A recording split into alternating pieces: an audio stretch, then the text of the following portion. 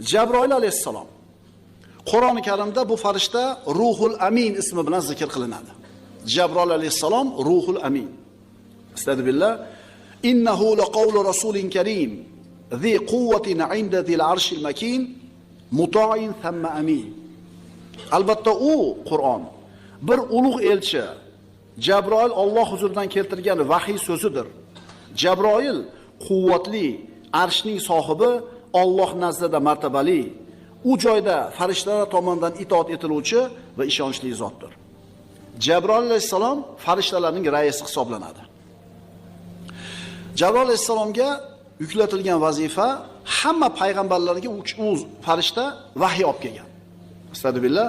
Va innahu tanzilu robbil alamin, nazala bihi ruhul amin ala qalbika litakuna minal munzirin. Albatta bu Qur'on olamlar Parvardigorining